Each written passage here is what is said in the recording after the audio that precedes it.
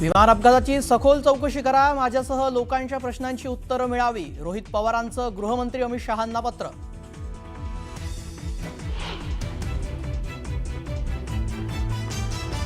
मुंबईतील मुलुंडमधील metro slab दुर्घटनेप्रकरणी गुन्हा दाखल, 5 आरोपींना अटक. अपघाताला जबाबदार मिलन इन्फ्राला 5 कोटींचा दंड.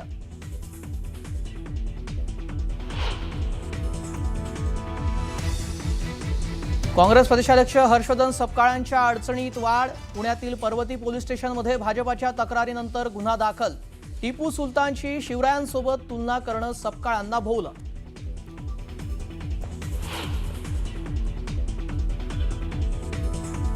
धाराशिव कळंब शहरामध्ये 2 गटांमध्ये तुफान हाणामारी, काँग्रेस आणि शिवसेना उभाटाचे कार्यकर्ते भिडले. 4 जण गंभीर जखमी, पोलिसांकडून तपास सुरू.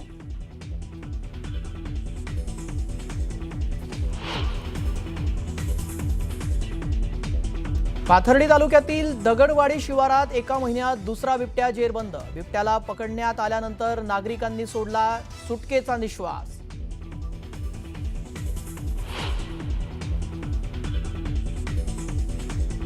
T20 वर्ल्ड कपमध्ये भारत आणि पाकिस्तानमध्ये आज हाय व्होल्टेज लढत. कोलंबोमध्ये दोन्ही संघ भिडणार, सामन्याकडे जगभरातील क्रिकेट रसिकांचं लक्ष.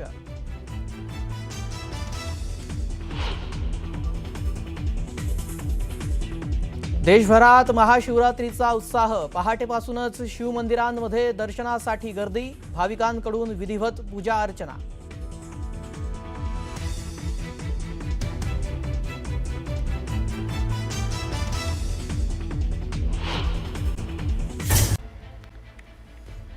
मेट्रोच्या बांधकामाचा भाग कोसळला आणि होत्याचं नव्हतं झालं. आता आपण वळणार आहोत पुण्याकडे. पुण्यामध्ये जयंत पाटील यांनी शरद पवारांची भेट घेतलेली आहे. यावेळी त्यांनी राष्ट्रवादी काँग्रेसच्या विलिनीकरणावर भाष्य केलं. अजित पवारांसोबत 11 बैठका झाल्या होत्या. अजितदादा अनेक वेळा माझ्या घरी आले होते असं जयंत पाटील म्हणाले.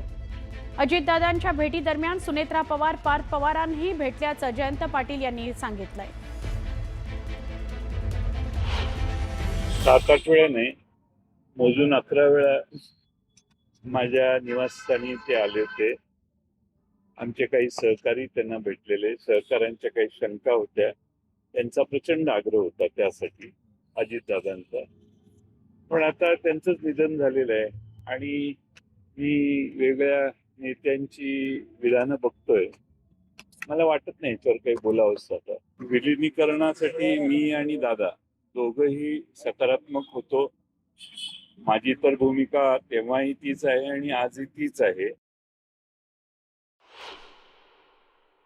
सुनेत्रा वहिनींना आम्ही काही 4-5 जण त्या बारामतीत असताना घरी जाऊन भेटलो आणि आम्ही त्यांना सांगितलं, काही अडचण असेल, काही प्रश्न असतील तर आम्हाला सांगा, आम्ही कधी तुमच्या मदतीला येऊ. काहीच अडचण मनात चिंतू बाळगू नका. विलिनीकरणाच्या आधी देखील 1-2दा माझ्या त्यांच्या भेटी झालेल्या होत्या. त्यामुळं सुनेत्रा वहिनींचा जो मुद्दा असेल किंवा पार्थ पवारांचा असेल, आमची त्यांना पूर्ण पाठिंबा म्हणजे सपोर्टिव्ह, त्यांच्यासाठी काही अडथळे आणि प्रश्न तयार करण्याची आमची इच्छा नाही. यानंतर बातम्यांचा वेगवान आढावा घेऊयात. पाहुयात बातमी 36 जिल्ह्यांची. राष्ट्रवादीच्या विलिनीकरणावर जयंत पाटलांनी भाष्य केलंय. अजित पवारांसोबत 11 बैठका झाल्या होत्या. अजितदादा अनेक वेळा माझ्या घरी आले होते असं जयंत पाटील म्हणाले. अजितदादांच्या भेटी दरम्यान सुनेत्रा पवार, पार्थ पवारांनाही भेटल्याचं जयंत पाटील म्हणाले. जिल्हा परिषद आणि पंचायत समिती निवडणूक काळामध्ये दिलीप वळसे पाटील फारच आजारी असल्याची चर्चा होती. त्यावर वळसे पाटलांनी स्पष्टीकरण दिलंय. मनसरमध्ये आभार मेळाव्यामध्ये वळसे पाटील बोलत होते. मला काहीही झालेलं नाही, मी भक्कम आहे. फक्त अजितदादांच्या जाण्यामुळे मला भावना आवरत नाहीयेत असं देखील वळसे पाटील म्हणाले. अजित पवारांच्या विमान अपघातानंतर देशात किती अनियंत्रित क्लब आणि धावपट्टे आहेत याची चौकशी सुरू असल्याचं नागरी उड्डाण मंत्री मुरलीधर मोहोळ यांनी म्हटलंय. DGCA कडून चौकशी केली जाणार असल्याचं देखील मुरलीधर मोहोळ म्हणाले. आमदार धनंजय मुंडेंनी मुख्यमंत्री फडणवीसांचा कामधेनू असा उल्लेख केला. देवभाऊंना आमच्या मनातील इच्छा माहिती आहेत असं म्हणत त्यांनी मंत्रिपदाबाबत इच्छा व्यक्त करत भाषणाचा समारोप केला. धाराशिवमध्ये शिवसेनेचे झेडपीचे 2 विजयी सदस्य भाजपने पळवल्याचा आरोप शिवसेना नेत्यांनी केलाय. पूजा शिंदे आणि अण्णा बनसोड हे जिल्हा परिषद सदस्य आमदार राणा जगजितसिंह पाटील आणि त्यांचे पुत्र मल्हार पाटील यांनी पळवल्याचा आरोप शिवसेना नेत्यांनी केलाय. विजयी झाल्यानंतर शिवसेनेचे प्रभारी जिल्हा प्रमुख अजित पिंगळे यांनी पळून जाण्यास मदत केली असल्याचा आरोप देखील करण्यात येतोय. धाराशिवमधील भाजप, शिवसेना, राष्ट्रवादी आणि अपक्ष असे एकूण 31 जिल्हा परिषद सदस्यांचा कोकणामध्ये मुक्काम असणार आहे. शिवसेनेचे 2 सदस्य देखील भाजप आमदार राणा जगजितसिंह पाटील यांच्याबरोबरच असल्याची माहिती समोर आली आहे. शिवसेनेने सदस्य पळवल्याच्या आरोपानंतर भाजप आमदार राणा जगजितसिंह पाटील यांनी सोशल मीडियावर फोटो शेअर केला. मालेगावच्या उपमहापौर शाने हिंद यांच्या दालनामध्ये टिपू सुलतान यांचा फोटो लावण्यात आल्याचा व्हिडिओ सोशल मीडियावर व्हायरल झाला. त्यानंतर राजकीय वातावरण तापलं. वादानंतर उपमहापौरांच्या दालनातील हा फोटो अखेर काढण्यात आलाय. शिवसेनेच्या नगरसेवकांनी यावर आक्षेप नोंदवलेला होता. संबंधित फोटो तातडीने काढण्यात यावा अशी मागणी करण्यात आलेली होती. काँग्रेस प्रदेशाध्यक्ष हर्षवर्धन सपकाळांच्या एका वक्तव्याने नवा वाद निर्माण झालाय. टिपू सुलतान एक शौर्य गाजवणारे योद्धे होते. टिपू सुलतानला छत्रपती शिवरायांच्या समकक्ष पाहिलं पाहिजे असं वक्तव्य हर्षवर्धन सपकाळ यांनी केलंय.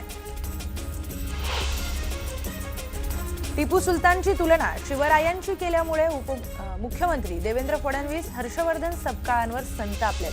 टिपू सुलतानची तुलना शिवरायांशी करणं हे अपमानास्पद असून सपकाळांना लाज वाटली पाहिजे असं फडणवीस म्हणाले.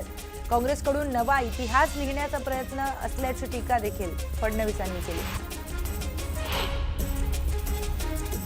शरद पवारांनी पुन्हा राज्यसभेवर जावं असं काँग्रेस आणि शिवसेना उबाठाचं मत असल्याची माहिती सूत्रांनी दिली. संख्याबळानुसार मवियाच्या वाट्याला राज्यसभेची एक जागा येणार आहे. या जागेवरून शरद पवारांनी राज्यसभेवर जावं असं मवियाचं मत आहे. राज्यसभेवर जाण्यासाठी काँग्रेस आणि शिवसेना उबाठा या दोन्ही पक्षाच्या वरिष्ठ नेत्यांनी शरद पवारांना विनंती केल्याची माहिती आहे. अजित पवारांच्या बारामतीतील सहयोग या निवासस्थानी माळेगाव सहकारी साखर कारखान्याच्या सर्व संचालकांची बैठक पार पडली. या बैठकीमध्ये कारखान्याच्या पुढील नेतृत्वाबाबत सविस्तर चर्चा करण्यात आली.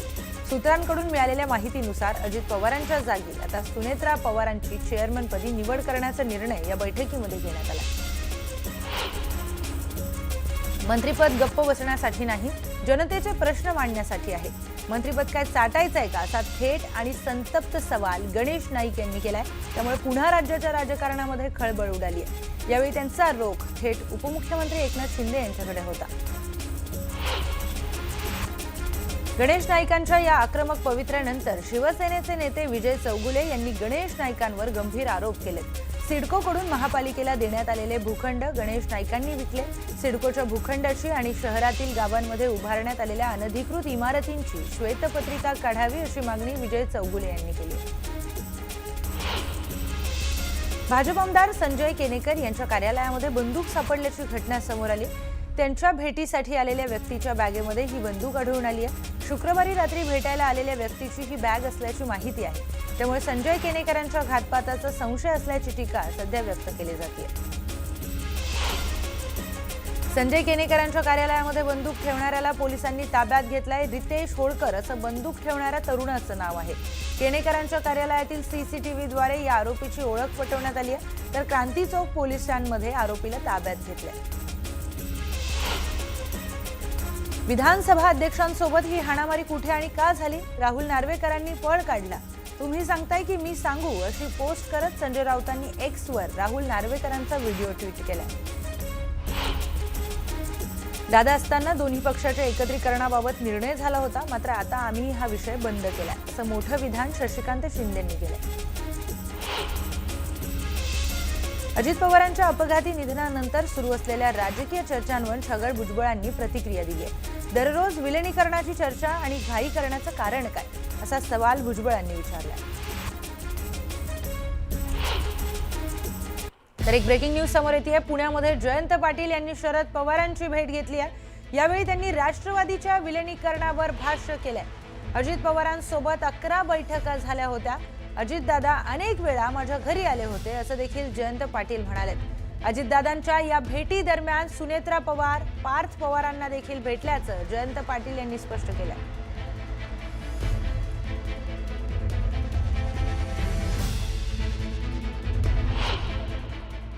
7-8 वेळा नाही, मोजून 11 वेळा माझ्या निवासस्थानी ते आले होते. आमचे काही सहकारी त्यांना भेटलेले, सहकाऱ्यांच्या काही शंका होत्या, त्यांचा प्रचंड आग्रह होता त्यासाठी अजितदादांचा. पण आता त्यांचंच निधन झालेलं आहे आणि मी वेगळ्या नेत्यांची विधानं बघतोय. मला वाटत नाही याच्यावर काही बोलावंसं आता. विलिनीकरणासाठी मी आणि दादा दोघंही सकारात्मक होतो. माझी तर भूमिका तेव्हाही तीच आहे आणि आजही तीच आहे.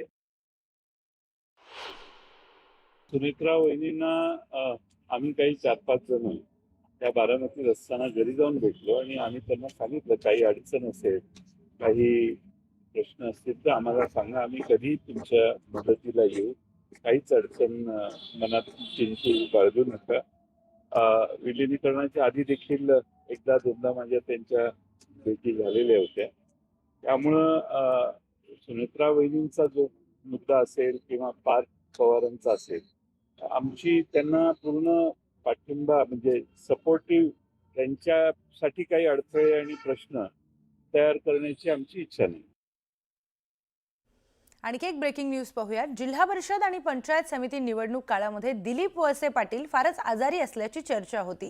त्यावर दिलीप वळसे पाटलांनी स्पष्टीकरण दिलंय.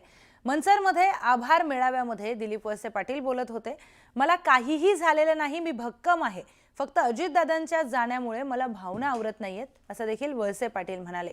यावेळी ते भावुक झाल्याचं देखील पाहायला मिळालं. मला काही झालं नाही, मी भक्कम.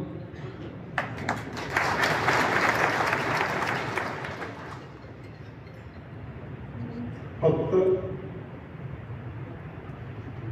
अजितदादांची जाण, त्याच्यामुळं मला भावना आवडत नाही. तर महाशिवरात्रीच्या निमित्तानं 12 ज्योतिर्लिंगापैकी एक असलेल्या प्रभू वैद्यनाथाच्या दर्शनासाठी भाविकांनी मोठी गर्दी केली आहे. परळीमध्ये भाविकांनी मोठी गर्दी केल्याचं पाहायला मिळालं. भाविकांच्या दर्शनासाठी लांबच लांब रांगा देखील लागलेल्या होत्या. दर्शन रांगेमध्ये हर हर महादेवचा जयघोष ऐकायला मिळतोय, तर संपूर्ण मंदिर परिसर घोषणांनी दुमदुमून निघालाय. जळगावामध्ये भुसावळ महाशिवरात्री निमित्त कपिलेश्वर देव मंदिरात विविध धार्मिक कार्यक्रमांचं आयोजन करण्यात आलेलं. या ठिकाणी 5501 शिवपिंडींचं पूजन करण्यात आलं. सकाळपासून भाविकांनी गर्दी केली आहे. पुरातन शिवमंदिरातील पिंड श्री यंत्रावर विराजमान आहे. कपिलेश्वर महादेव मंदिर हेमाडपंथी आणि पुरातन आहे.